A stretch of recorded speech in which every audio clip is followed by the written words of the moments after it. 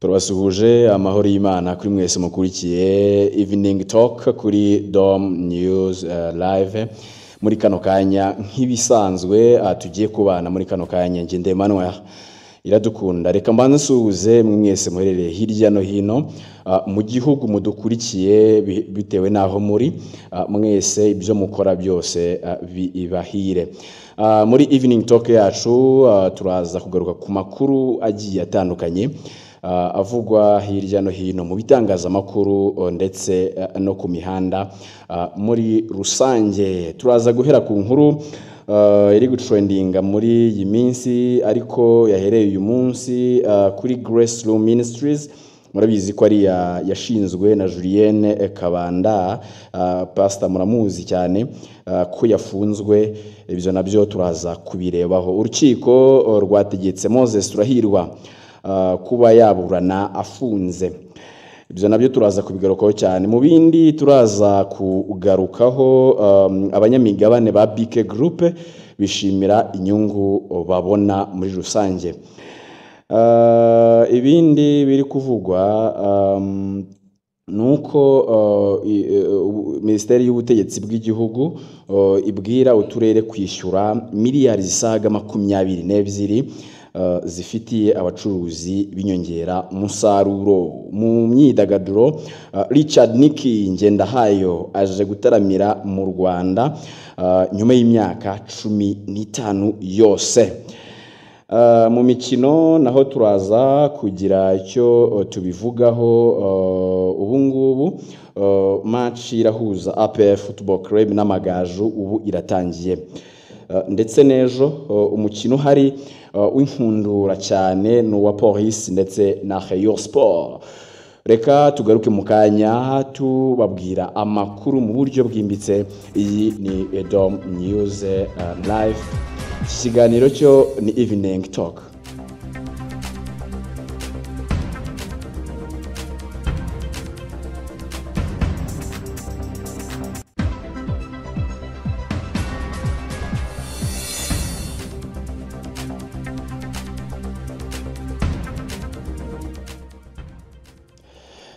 Nibyo ikaze nanone, ariko reka twongere duhere kuri ya nkuru iri guca ibintu muri iyi minsi.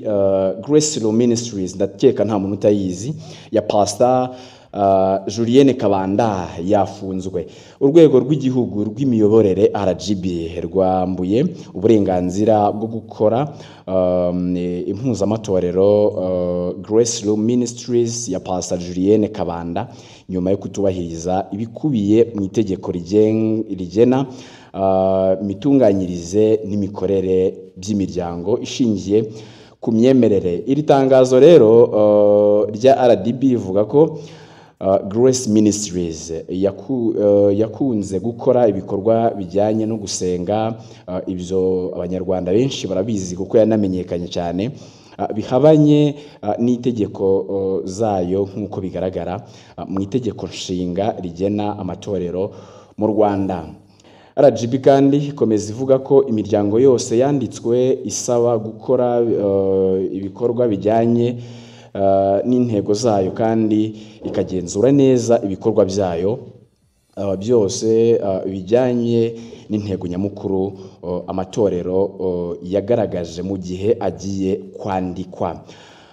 Batakomeza bagaragaza ko gukora ibikorwa binyuranyije n'ibyasabwe mu burenganzira bwabo byatumye hafatwa ibihano ku rwego rw'ubutegetsi, harimo kwamburwa icyangombwa cyakoreshejwe biyandikisha cyangwa ubuzima gatozi mu gihe kimaze gikora n'ibyangombwa muri rusange. Igikorwa cyo kugenzura amatorero ndetse n'amategeko agenga ayo matorero ku rwego rwo guteza imbere umuco wo kubazwa inshingano no gukurikiza amategeko y'imiryango ishingiye ku myemerere.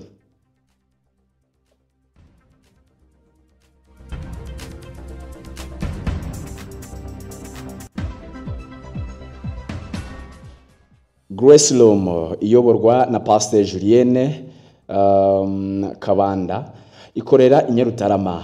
Ni rimwe mu matorero afite abantu benshi cyane muri iki gihugu. Ibyo abanyarwanda barabizi cyane rwose, bajya gusengerayo barabizi cyane ko mu minsi ishize yakoresheje n'igitaramo kikitabirwa cyane muri BK Arena. Abantu baritabiriye, ni igitaramo cyari gifite insanganyamatsiko zitandukanye, urubyiruko, abagore n'abagabo bose bagiyeyo rwose gusenga, abakuye amavuta rwose bayakuyeyo. Iyi nkuru nubwo ikomeza kuvugwa ku mbuga nkoranyambaga, amakuru dufite avuga ko Grace Room yafunzwe nyine byashingiye ku kuba yarakoraga ibikorwa bitandukanye n'ibyo yaherewe uburenganzira. Byari bitandukanye cyane rwose. Ubusanzwe mu mategeko y'imiryango itegamiye kuri leta, harimo n'amadini muri rusange, murabizi cyane, harimo na minisiteri ibikora ibikorwa by'iterambere bifite aho bihuriye n'amasengero.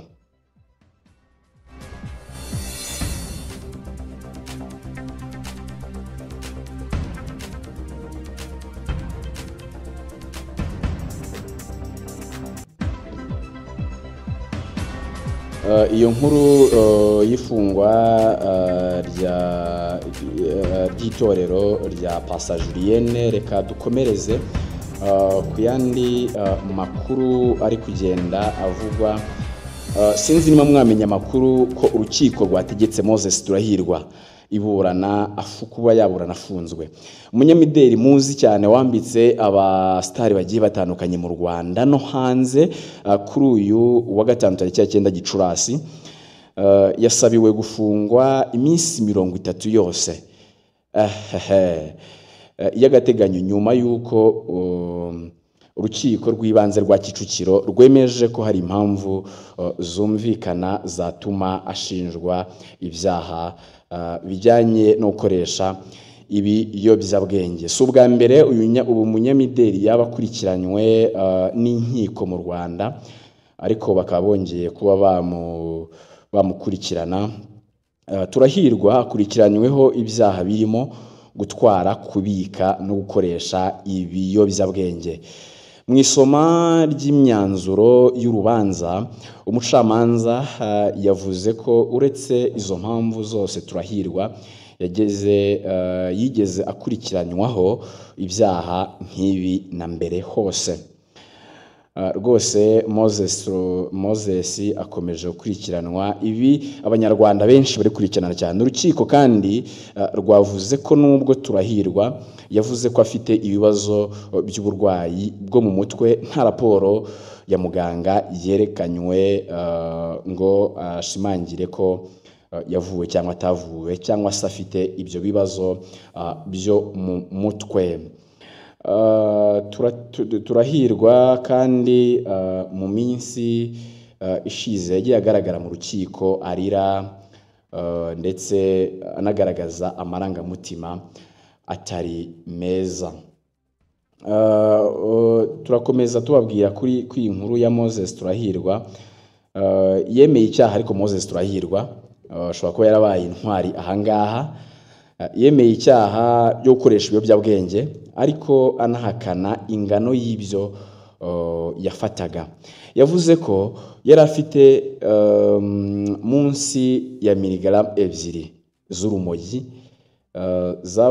zivanze, kandi ibyo nibyo yagiye agenda agaragaza mu rukiko, kandi ko yahagaritse ibyo bikorwa. Yarabitanze avuga ko azanabihagarika, ko kuba anywa ibiyobyabwenge atari byiza. Ibyo byose yabivuze ubwo yafatwaga n'inzego z'umutekano. Mu yandi makuru ajyanye n'ubukungu, tugiye kubabwira ko uturere tugomba kwishyura miliyari zisaga 22 dufitiye abacuruzi b'inyongeramusaruro. Minisitiri w'ubutegetsi bw'igihugu Patrice Mugenzi yabwiye abadepite bagize komisiyo y'ingengo y'imari n'umutekano bya leta ko ikibazo cy'ibirarane mu uturere dufitiye abacuruzi b'inyongeramusaruro bingana na miliyari 22. Ni miliyari nyinshi rwose. Bagiye kureba uko bakishyura abo bacuruzi b'inyongeramusaruro ndetse bakanirinda no kongera kujya muri uwo mwenda. Ibi Minisitiri Mugenzi yabitangaje ku wa gatatu tariki ya 9 Gicurasi 2025. Yabitangaje ejo mu kiganiro yagiranye n'iyi komisiyo mu rwego rwo gusesengura imbanziriza mushinga y'ingengo y'imari ya leta y'umwaka 2025 2026 hamwe n'ingamba zigiye giciriritse zahera muri 2025 muri uyu mwaka 2026 2027 ndetse no 2028.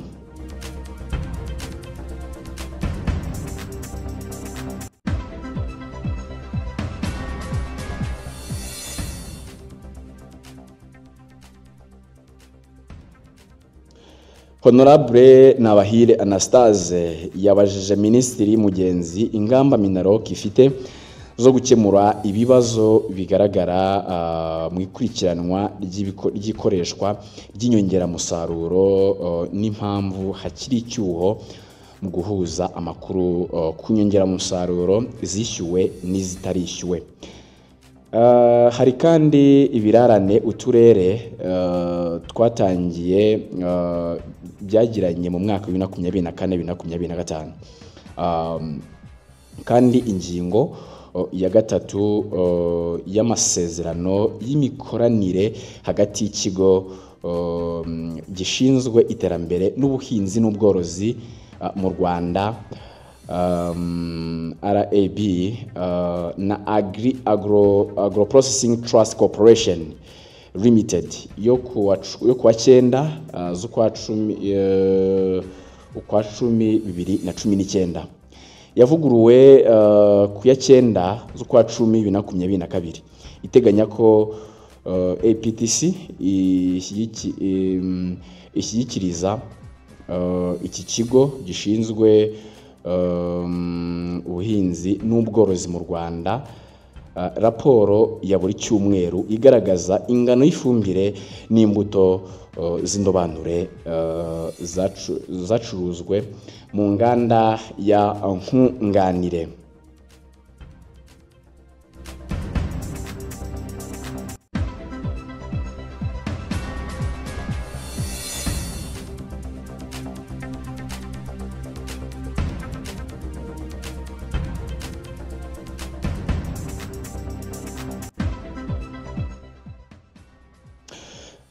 Tuwakomeza tuvuge ku makuru agezweho yiriwe avugwa uyu munsi ndetse nejo muri Evening Talk.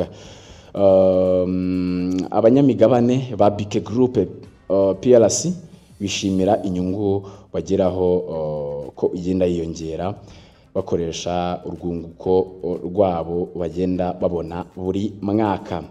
BK Group ifite ibigo bigiye bitandukanye bikorana harimo Banki ya Kigali, BK Foundation, BK Tech House, BK Capital and BK Insurance cyangwa se Asilas. Ubwo ubuyobozi bwa BK Group PLC bwahuraga n'abafatanyabikorwa ndetse n'abakiriya babo mu nama ngarukamwaka kuri wa 9 Gicurasi bishimiye ko 2022 habaye umwaka mwiza cyane mu bafatanyabikorwa babo ndetse n'abakiriya babo. Waranzwe n'urwunguko rwinshi cyane rusaga miliyari zigera kuri 91 z'amafaranga y'u Rwanda zivuye kuri miliyari 74 bagiye babona muri 2023. Alphonse wo mu karere ka Gasitio avuga ko uyu n'umwe mu bagize BK Group nk'umufatanyabikorwa ariko umukiriya. Avuga ko nta wamenya ibyiza byo kugira imigabane muri BK atarahagera. reka tugaruke tubabwira ibijyanye update zihari mu bijyanye n'imikino muri rusange.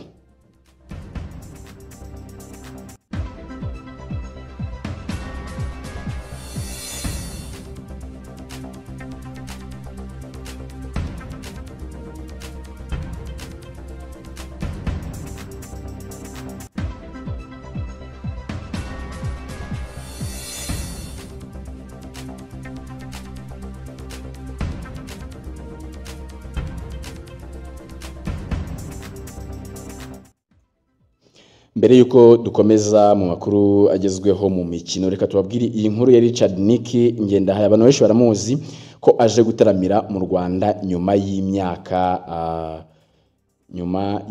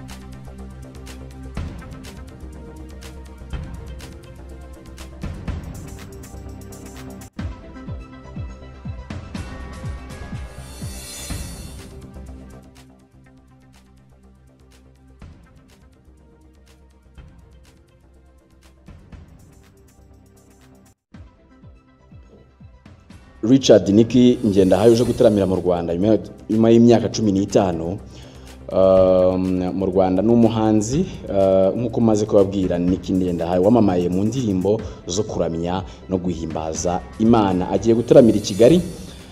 Ndakeka abanyakigali ndetse n'abaturarwanda bose bazaza muri iki gitaramo bamuha n'amashyi menshi cyane kuko yaramaze igihe kinini adakorera mu Rwanda, bivuze ko anakumbuye. Ni igitaramo kizaba ku 23 Kanama 2025 muri BK Arena cyiswe Niwe Hearing Concert. Mwese rero muzaze ku 23. Nkeka ko wenda n'ibiciro batazabihanika cyane, nk'umuntu mwimukumbuye nukumwereka urukundo rwinshi cyane. Natasha Haguma uhagarariye societe ya Feed the Gap yatumiye umuhanzi mu kiganiro n'abanyamakuru. Yavuze ko iki gitaramo kigiye kuba hari hashize igihe kinini cyane, kandi ko we yizeye ko bazahaza muri rusange. Ni igitaramo avuga ko kizazamo abantu benshi cyane bitewe n'urukundo abantu bamwereka ko bamufitiye, cyane ko yajyaga atumirwa ariko ntibikunde kuko inshingano ziye zitandukanye. Ntabwo byakundaga kwaza rero. Nkeka ko iyi nkuru muraza kujya kuyishaka mukayisoma ku buryo burambuye. Ni inkuru yanditswe na Kigali Today. Muraza gukurikira. Ndagira ngo dukomereze mu mikino, amakuru agezweho y'imikino muri kano kanya. Saa 12 ku wa 10 uyu munsi nibwo match ya APR n'Amagaju. Ubu match yatangiye, ahubwo turaza kureba niba APR uyu mukino yarawegukana cyangwa se Amagaju arakoma mu nkokora APR ivuga ko ishaka igikombe cyane kurusha andi ma equipe. Gusa ejo hari indi match iremereye cyane. Polisi Rayon Sport, ibigugu bibiri bishaka kuza mu myanya myiza bitandukanye nuko Rayon Sport ishaka kugira umwanya wa mbere irimo ihanganamo na APR itsindiye umukino ijya ku mwanya wa mbere irusha inota rimwe Rayon Sport, mu gihe Rayon Sport iraba yatsinzwe uyu mukino wa Police. Ariko mu gihe Rayon Sport iraba yatsinze uyu mukino igomba gukomeza kurusha inota rimwe APR, byose bihataniye igikombe cya shampiyona.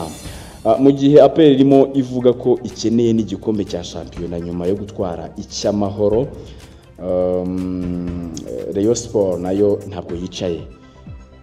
Abakinnyi bakomeza bavuga ko bahagaze neza, ko nta match bagomba gutakaza, bigenda bigarukwaho n'abakinnyi ndetse n'abatoza bagiye batandukanye.